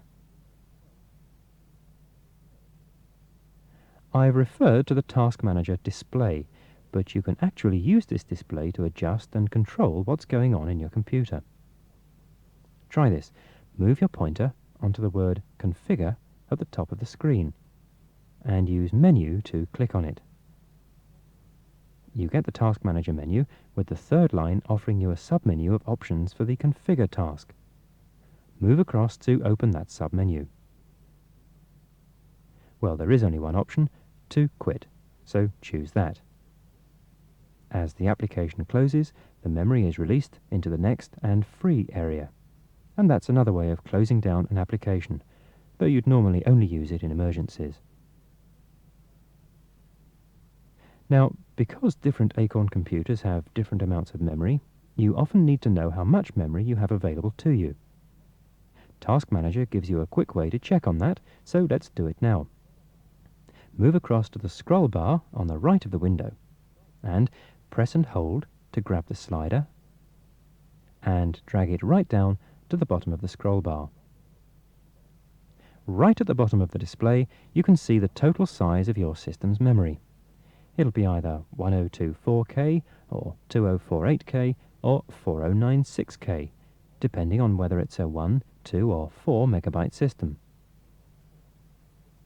Most of the time you can work with your computer without worrying about how that total is shared between the different tasks, but there will be times when you'll want to take a bit more control over how your system is working, so it's worth spending a bit of time seeing the principles now. Notice that the bars on the bar graph are in different colours, and the darker, red ones are the ones that you can adjust with your pointer. Let's try that now. I want you to change the amount of memory allocated to the RAM disk. That's just above the line Applications Free. To do that, place your pointer on the figure 0K at the end of the line. Then, without touching any of the buttons, slide the pointer along to the right, keeping its tail just inside the Applications Free bar. Now, with the tail still inside the lower bar and about halfway along, press and hold on Select. In a moment, a new bar for the RAM disk should appear, with its tip under the tip of your pointer. Well, if nothing happened, your pointer is probably a bit too high or too low, so stop the tape while you try again, and experiment until you get it right. OK, let go of the mouse button. As you can see, the memory now allocated to the RAM disk has reduced the amount of memory left free for applications, which might be a problem on small systems. On the other hand, press Shift F12, and the new RAM icon on the left of the icon bar confirms you've now set up a whole new filing system, separate from the disk and the apps filing systems. This new filing system can be very useful, as you'll see in a moment, and it illustrates the whole point of the Task Manager. It lets you fine-tune your system as you go along. Well, let's adjust the RAM disk allocation. Move your pointer onto the tip of the RAM disk graph bar and press and hold it. Now drag the end of that bar left and right slowly. As you do, the amount of memory allocated to RAM disk changes in step. Well, I want you to set up a 256K RAM disk, so adjust the length of the bar until the figure reads 256K. And let go of the mouse. Well, we won't spend any more time with the Task Manager now, but you might like to find out more about the sections of memory you can control with it after this session's over. For now, though, let's close down the Task Manager window by moving up onto the Close icon and clicking on it. And let's start using the RAM disk. Move down and click on the RAM disk icon to open a directory display for it. So far in this course, we've used two sorts of filing system. ADFS, short for Advanced Disk Filing System, and the Resource Filing System.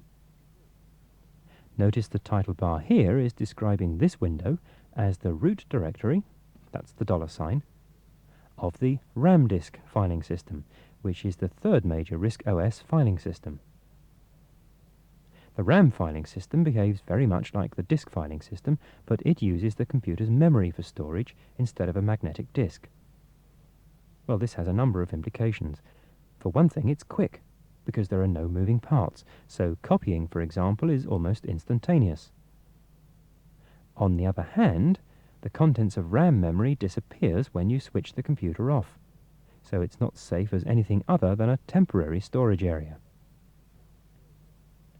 One very obvious advantage, especially if you've only got a single disk drive, is when you need to copy the same files to a number of different disks. Now you can do that with a single disk drive by swapping the disks around, as we saw earlier, but it would involve a lot of disk swapping. But let's see how much easier it is with a RAM disk. We'll copy the application puzzle from the app2 directory of the application disk onto the guide copy disk, using only the single drive :0. First of all, put your working copy of the application disk into the drive, then click on the :0 drive icon to open a directory display for it.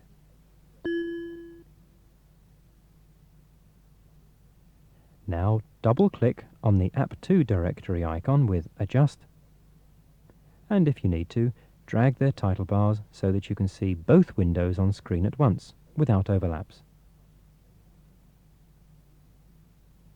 Move into the app2 window and use Select to press and hold on Puzzle. Now drag the outline across into the RAM disk window and let go. And the new copy of Puzzle appears within seconds. And now to make the copies. First of all, close the app2 window, then replace the disk with the guide copy disk and open a window for that disk.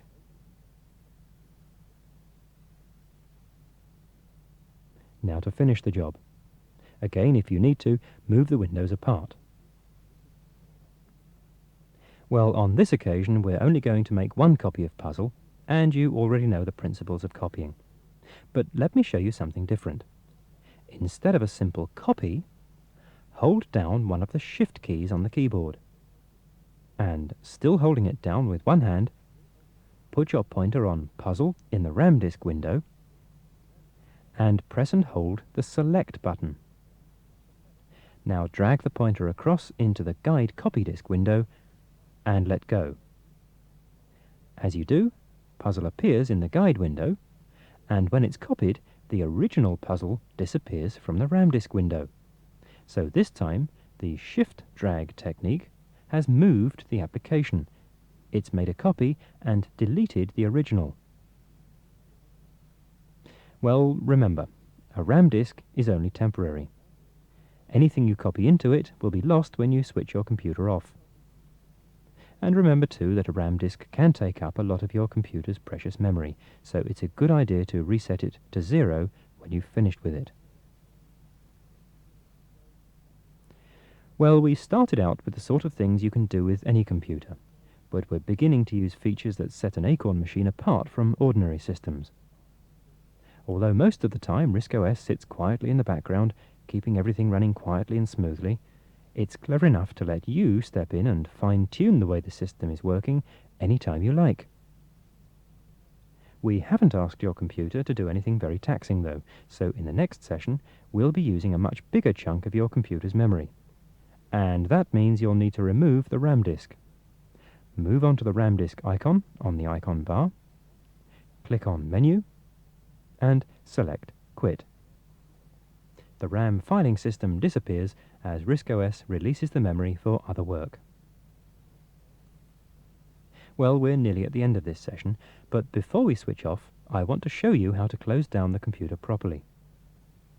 So far, we've simply switched the machine off at the end of each session, but as your work becomes more complicated, As you start running more applications simultaneously, for example, it becomes more important to know the proper and safe procedure.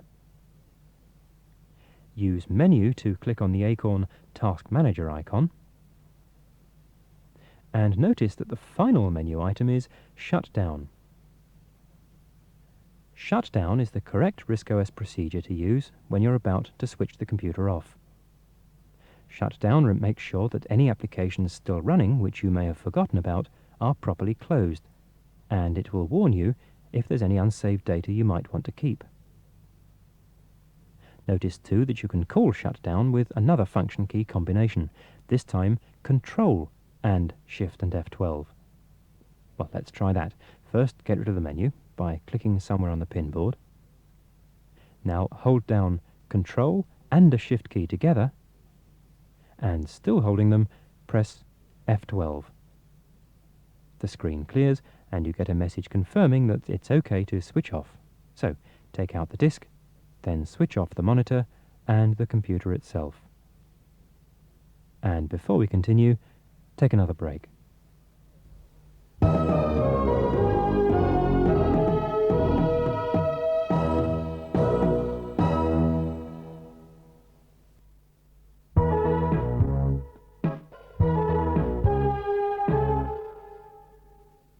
The rest of this session takes a whistle-stop tour of the more powerful RISC-OS applications you've seen in the app's filing system. But rather than looking in detail at individual programs, we'll concentrate on the general principles of running applications and exchanging data between them. Once you understand the general principles, you'll be able to grasp most RISC-OS applications with just a minimal amount of practice. So, hold down R and switch your computer and monitor on, then open a directory display for your guide copy disk. We've already seen that the guide directory contains two more subdirectories. Use Adjust to double-click on the guide directory icon.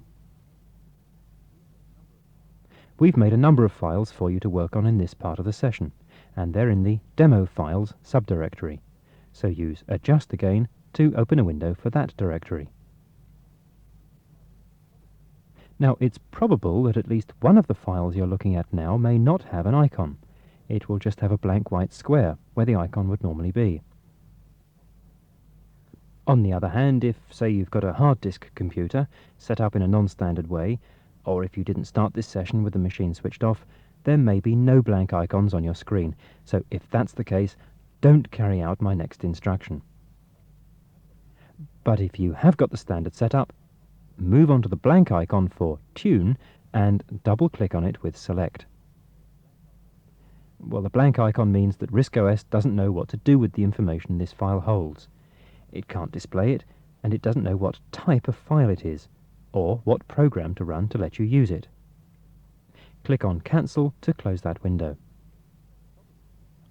The problem is that the application program you need to use that file is on the application disk in App2. Now, if you've got a single floppy disk system, find that disk and insert it now. If you've got two floppy drives, you might like to start using the second disk drive. So put your application disk in the second drive. If you've got a hard disk fitted, it's probably been set up already with a copy of App2 in its own directory. If you feel confident enough to use your hard disk, click on the drive icon for the hard disk. And for the rest of this session, I'll assume you know where your applications are. I'll just tell you to open a window for App2 and leave it to you to either open the subdirectory on your hard disk or to use your floppy disk as appropriate. Okay? Open a window for App2. You can tell a lot from a file's icon picture. Application files and directories, with the exclamation mark in front of their names, have no border. But those with a square border are data files, files which contain the information or data for an application to use. Let's have another look at the directory containing the demo files. If it's still covered up by the App2 directory window, go up and uncover it and drag it out, so you can see both windows at once. And now the file icons are all complete. RISC OS has now seen all the relevant applications so it can use the correct icon picture. So, poster is a data file for the draw application, picture contains data for the paint program, and tune contains a tune for the Maestro program in this app2 directory. This idea of RISC OS seeing different sorts of files is very important, especially if you're using a single disk computer, and we'll come back to it later when we look at fonts, for example. For now, though, that's all we want from the app2 directory, so you can close it. Let's have a look at the file Notice. Move your pointer onto the icon for Notice, and double-click with Adjust. And remember, I'm leaving it to you to swap disks and position windows as necessary from now on. RISC OS knows that Notice is an edit data file, so it automatically finds and installs edit, and loads the data file Notice into it. Edit is a text editor, an application which lets you create text on screen, amend or rearrange it until you're happy with it, then save it to disk, or print it on your printer. Although it's not as powerful as its bigger brother, the word processor, Edit does have a range of features which make it ideal for short or simple jobs like this one. The file Notice contains the text of a piece about RISC OS, but it's not finished at the moment, so let's complete the job. First of all, click on the toggle size icon to expand the window to cover the screen. In the top left-hand corner of the window is a symbol you may recognize. It's the caret symbol, used to mark on the screen where you can type text. But unlike the simple writable menus you've used so far, Edit lets you move the caret to write anywhere on the screen. Now, you've been using the mouse for most things in this course, but a number of applications give you keyboard alternatives, and Edit is a very good example of this. If you're typing in a lot of text, you won't want to keep switching over to the mouse and back, so now's a chance to have a closer look at the keyboard. Notice the cluster of cursor movement keys towards the right of the keyboard, and marked with arrows. Press the down key a few times, and notice how the caret moves down in step. All those cursor keys move the caret. Take a few seconds to get the feel of using all 4 cursor keys. Both the Shift keys and the Control keys modify the action of a keyboard key. For example, hold down Control and press cursor down, and the caret shoots to the end of the file. Now hold down Control and press cursor up, and you're back at the start. At the moment, the subject line is blank, so let's complete that. Hold down Shift and press cursor right, and the caret moves a word at a time. Keep going until the caret moves to the end of the subject line. And now type in the subject of this notice: RISC OS Evaluation. Now, you may have noticed that when trademarks are used in printed text, they often have the tiny letters TM just after them. Well, RISC OS is a trademark, so it would be nice to add that symbol here. But it's not as easy as just typing it in. The TM symbol is actually a single character, much like the copyright symbol you'll see in books. But you won't find either of them on your keyboard. So, how do you key them into your text? Well, that's where another application comes in handy. First of all, press cursor left a few times to put your caret immediately after the final S of RISC OS. The character application you need is called chars, and it's one of the main apps applications. So, once again, use Shift F12 to get the icon bar. Click on the apps icon to open its window.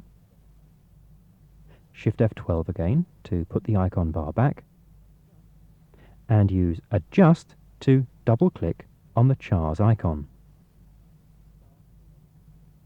Chars is a very simple application that runs immediately, but it's probably covered up the line we're trying to change. So if you need to, just drag the new Windows title bar down so that you can see the caret once more. the chars window shows all the available characters in the current typeface of font. If you look closely halfway along the fifth line, you'll find the TM symbol. And transferring that symbol from chars to edit couldn't be simpler. Just click on the symbol with select, and the TM symbol appears in the text just as if you typed it in yourself. So, if you ever want to copy a piece of text that includes obscure typographic symbols like that, that's the trick.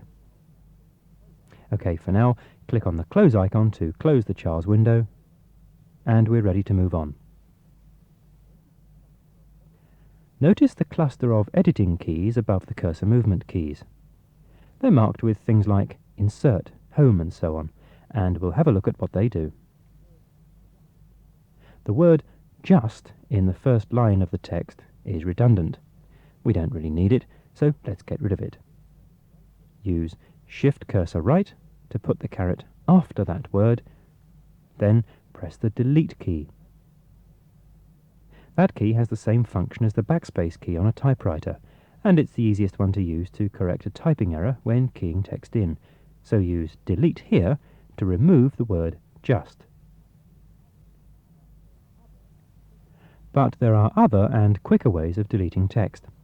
Let's delete that extra word evaluation further along that line. Move across to put the caret immediately after the E of evaluation, and press Delete once more. Now press the key marked Copy. The Copy key deletes the character after the caret. Now hold down Shift and press Copy, and the whole word is removed. But you have to be careful with copy. Try this. Hold down Control and press Copy, and the whole paragraph is gone. Well, luckily that's not a problem here. Find the F8 function key in the top row and press that. F8 starts undoing your last few keystrokes, so you can quite easily recover text you lost by accident. Well, there are several other changes we could make to this file, and you can try out a number of edits features on it after this session if you like. For now, though, we'll close Edit and move on. But before we do, note the asterisk that's appeared at the end of the title bar. That asterisk is Edit's way of reminding you you've made changes to this file since it was last saved. At the moment, the changes you've made only exist in the computer's memory. And if you switched off now, the changes would be lost. Click on Menu, then move down to the Save option, and across to open the Save submenu. You could save a new copy of this file under a different name, but there's no point. We'll keep the same name and overwrite the original. So move into the OK box and click on that. Next, hold down a Shift key and click Select on the close icon. And we've iconized this edit file onto the pinboard, ready to return to later if we want to. Now, in this session, Edit loaded automatically when you double-clicked on the text file Notice. Move down onto the Edit's pen icon on the icon bar, and use Menu to open the main Edit menu. When you come to create a new document in future, you can first install Edit on the icon bar by double-clicking on the Edit application itself, and then use this menu to create a new file. Well, you could leave Edit running if you have 2 MB of memory or more, but to keep things simple for this course, select Quit to close Edit down. The pinboard icon disappears, and the memory Edit was using is released. Finally, close all the windows on the screen, then remove the disk, and use Ctrl-Shift-F12 to shut down and switch off. And we'll take another break.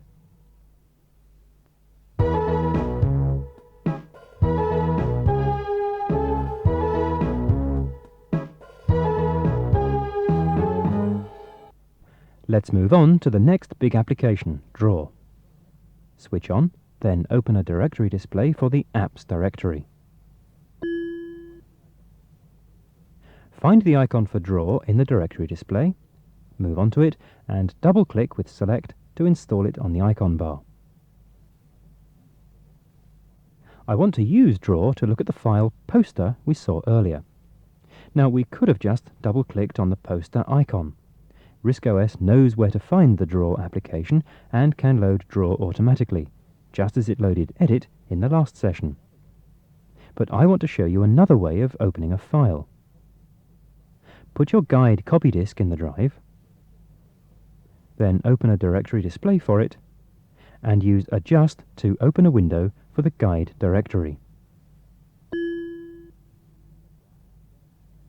Use Adjust again to open up the Demo Files directory. Now move your pointer into the Demo Files window onto the icon for Poster. Press and hold the icon and drag it down onto the Draw icon on the icon bar. Make sure the pointer is covering the icon and let go. And Draw opens a window and loads the data file poster into it. Well, there's not much to see here because Draw has taken you to the bottom left-hand corner of this drawing, which is blank. What you can see is the Draw toolbox, a group of icons down the left edge of the window. I want you to click on the pointer tool, that's the arrow at the bottom of the group, to select it. There is more to see on this page, but it's at the top right-hand corner of the page. Now, you could scroll the page up with the sliders on the scroll bars, but it's more convenient to shrink the page down to fit the screen. And that's easy enough. Move into the Draw window and click on Menu. Now go down to the Zoom option and across to open its submenu. At the moment, we're viewing this page at a zoom ratio of 1:1. In other words, at actual size. Let's zoom out so that we can see the whole thing. Click on the up arrow on the right, and the page is redrawn at a zoom ratio of 1:2, or half size. Now click on the toggle size icon to expand the window to fill the screen, and drag the slider on the scroll bar up so that you can see the top of the page. Well, in the rest of this session we'll be working on a number of different windows at once, and it's a good idea to plan your work area now to make sure you'll be able to find everything you need. For example, you could move the Draw window over to the right and leave the left of the screen clear to keep the directory displays visible.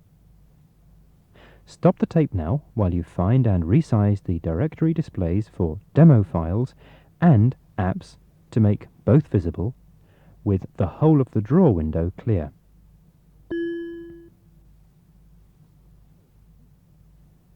The file poster is a sort of letterhead design using the icons for Draw, Edit and so on. Let's put a fifth icon into the middle of the group of 4 to complete the design. To do that, we'll use a feature of the next major application, Paint. Find the Paint icon, it's in the Apps directory, remember, and use Select to double-click on it to install Paint on the icon bar. If you need to, use Shift F12 so that you can see it over the Draw window. Now, Paint has a wealth of features, but we'll only use one in this session. Move down to the icon for Paint and use Menu to click on it. Select the second menu option, Snapshot. This feature lets you take a snapshot of a part or all of the screen, which you can save or add into another application. We'll borrow a copy of the Task Manager icon from the bottom of the screen and put that onto our letterhead design. First, you need to say what sort of snapshot you want Paint to take. Well, at the moment, Paint is set up to work with no delay and with the grab the whole screen set off, which is just the way we want it, so click on OK. You get a camera icon with a pointer in one corner. Position the tip of the pointer on the top left of the Acorn Task Manager icon. Then press and hold with Select and drag the outline down onto the bottom right corner. And let go. Don't worry if it's not quite right, you can experiment with it later. In the new window, Paint asks you to say how you want to save that icon. Now, we could save this as a disk file, but we don't need to. We just want to put it onto our drawer design. So let's do that.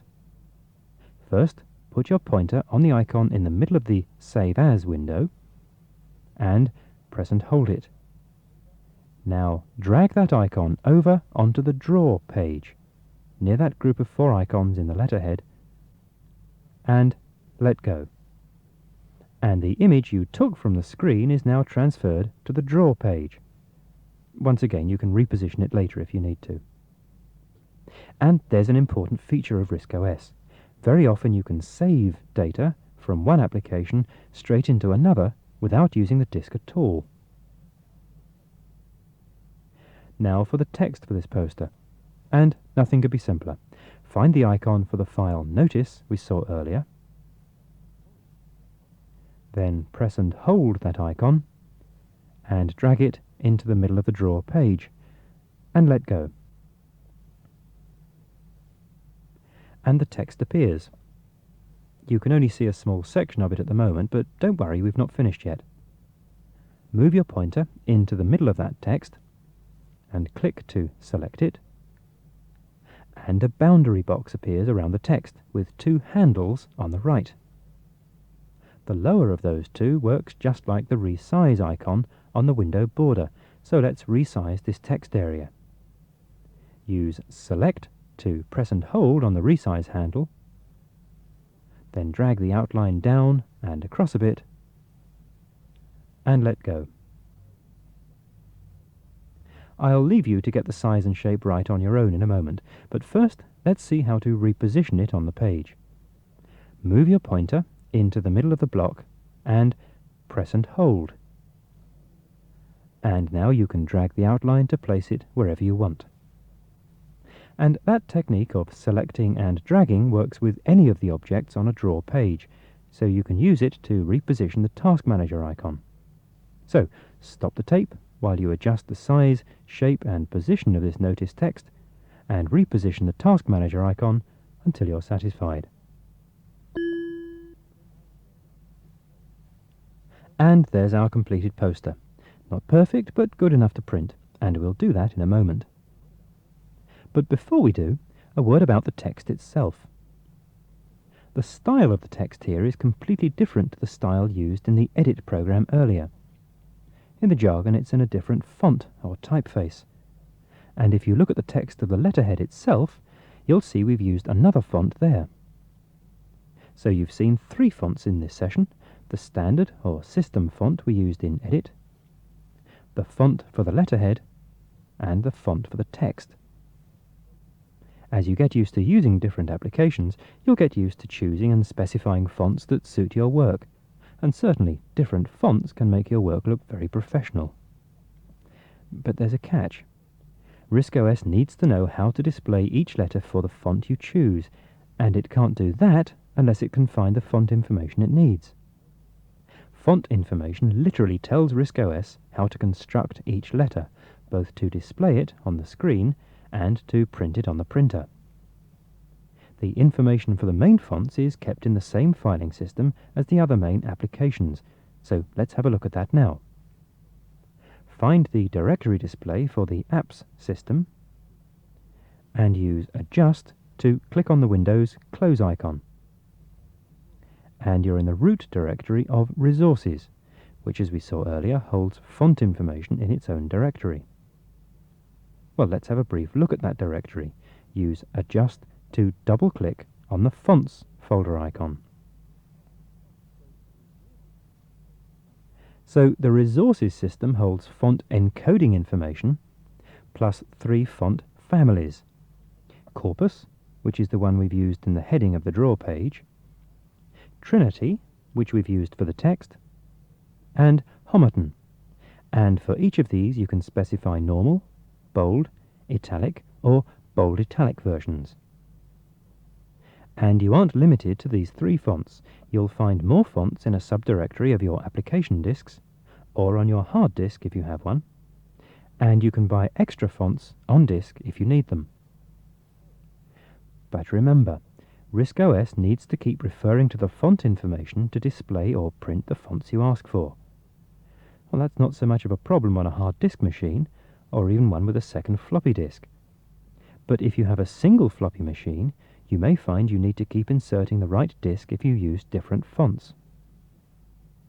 Now, you can reduce the amount of disk activity by using the Task Manager to allocate more of your system's memory as a font cache, somewhere in memory to store the font information you use most instead of on disk. But again, there's a trade-off. The bigger your font cache, the faster your screens will display, but the less memory you'll have for applications. Well, the whole subject of fonts is quite complex, and you'll learn much more about it as you go along. When this session's finished, read about the Font Manager in your manual. Understanding that will go a long way towards helping you install and fine-tune your applications efficiently. But for now, click on the Windows Close icon. OK, back to printing. Now, don't worry if you don't have a printer attached to your system. We'll be concentrating on the principles in this session. Printing takes up memory, and on a 1 megabyte system, there may not be enough memory left. So, if you've got a 1 megabyte machine, put your pointer onto the Paint icon on the icon bar, then click on Menu, and choose Quit to close the Paint application. Now, RISC OS doesn't automatically know the correct commands for each of the hundreds of different printers available. Just as it relies on a font manager to tell it how to write characters, it also relies on a printer driver to supply it with the information it needs for printing. And that's another application you'll have to install. So, before we continue, stop the tape while you close the guide disk directory display, and arrange your screen to give you displays for your working copy of both App 1 and App 2. Installing a printer driver is a two-stage process. You have to install an application which manages the whole job, then give it the specific printer information it needs. Find the application called Printers in App 1 and use Adjust to double-click on it. The Printer Manager icon appears on the icon bar, over on the left with the other system icons. If you need to, use Shift F12 to see it. Then click on that icon to open the printer control window. Now, by the way, if the window doesn't open up here, it means your printer has already been set up.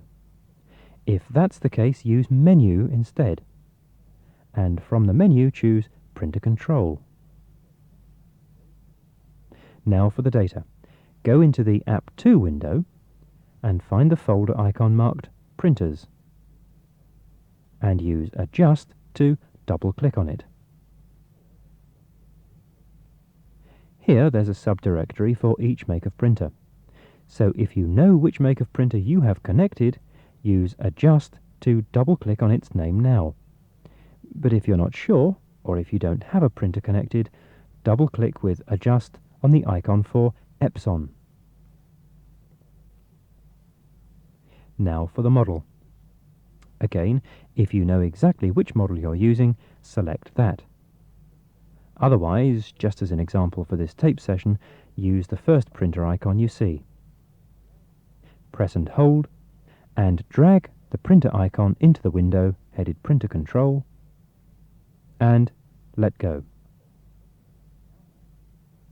So the Printer Manager now has the information it needs, and that may be all you need to do to set up your printer. But printing is a potentially complex activity, especially if your model or computer setup are non-standard. Click Menu on the printer name to get the Printer Control menu for this printer. If you do need to configure your printer setup, this is the menu you'll use. You can change everything from what sort of paper you're using to how your printer is connected. But I'll leave you to check with your manual and do that later if you need to.